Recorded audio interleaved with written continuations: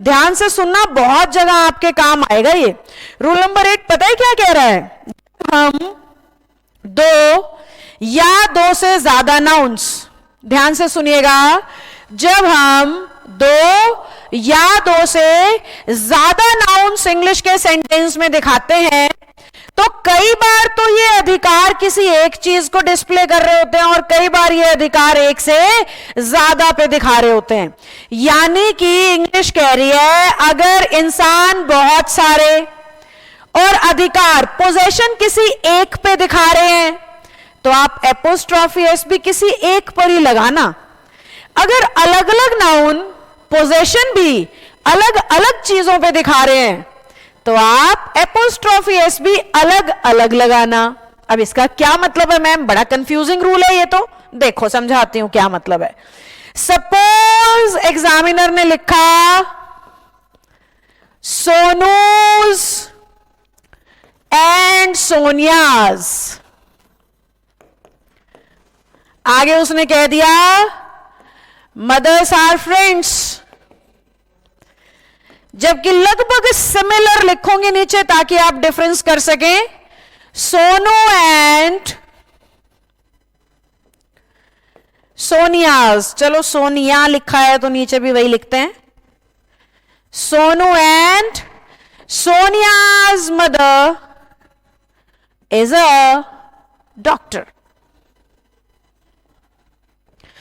अगर आप ध्यान से देखोगे ना बेटा ऊपर वाले और नीचे वाले सेंटेंस को, थोड़ा सा ध्यान से देखो तो ऊपर वाले में कह रहा है सोनिया और सोनू की मदर्स, यानी दो नाउन हैं और अधिकार पोजेशन अलग अलग पर दिखा रहे हैं। मदर्स यानी दोनों की मम्मी अलग अलग हैं, जबकि नीचे हमें मदर और इज लिख के ये इशारा दिया गया है कि नाउन भले ही दो हैं पर पोजेशन अधिकार एक पर ही दिखा रहे हैं। समझ पाए आप? तो जब अधिकार एक पर दिखाएं दो या दो से ज्यादा नाउन तो आप एपोस्ट्रॉफी एस भी एक ही नाउन पे लगाएंगे, वो भी लास्ट वाले पे। अगर दो या दो से ज्यादा नाउन अधिकार अलग अलग चीजों पर दिखा रहे हैं तो आप एपोस्ट्रॉफी एस को भी अलग अलग इस्तेमाल करोगे। कैसे? और एग्जाम्पल से समझो। सपोज आप किसी ऐसी फैमिली में रह रहे हो जिसमें मतलब जॉइंट फैमिली जिसको कहते हैं, तो जॉइंट फैमिलीज में क्या होता है, घर एक होता है और दो या तीन भाई अपने परिवार के साथ रह रहे होते हैं। अब रह तो रहे हैं उसमें 10-15 लोग, पर उन सबका अधिकार एक ही घर पे है क्योंकि वो उस एक ही घर में बड़े प्यार से मिलजुल के रह रहे हैं। तो इंग्लिश में ऐसे केस में 5 लोगों के 10 लोगों के कितनों के भी आप नाम लिख दो, पर पोजेशन जब एक पे होगा ना तो आपका एपोस्ट्रॉफी सिर्फ लास्ट वाले नाउन पे आएगा। पर अगर हम बात करें दो भाई हैं और दो अलग अलग घरों में रहते हैं तो इस केस में दोनों भाइयों के नामों पे पोजेशन आएगा। तो बड़े सिंपल से तरीके से बात को याद कैसे रख सकते हो, जब अधिकार कईयों पर हो तो एपोस्ट्रॉफी भी सभी नामों पर आएगा।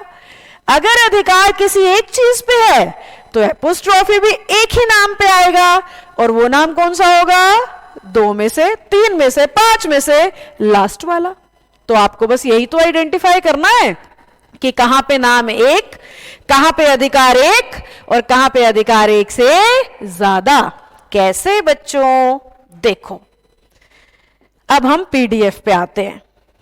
एग्जाम्पल देखो, राम एंड श्याम्स हाउस, यानी एक ही घर है उसमें राम और श्याम रहते हैं, तो हमने देखो पोजेशन एक पे ही लगा दिया है, किस पे? श्याम पे। अब सेकंड वाला भी देखो, जॉइंट अकाउंट है यानी एक ही अकाउंट पे 2 लोगों का हक है ना, तो सेकंड वाले पे आया है बस। तो जब अधिकार एक, एपोस्ट्रॉफी एक, अधिकार अलग अलग तो एपोस्ट्रॉफी भी बच्चों अलग अलग हो जाएगा। आओ देखते हैं एग्जाम्पल से बेटा। देखो क्वेश्चन नंबर 1 लिखा है, अजय एंड बिनेज फादर्स आर फार्मर्स। क्या लिख रहा है? फादर्स आर फार्मर्स, यानी दोनों के पिताजी अलग अलग हैं। और जब आप पोजेशन अलग अलग दिखाते हो तो एपोस्ट्रॉफी दोनों नाउन्स पर आएगा।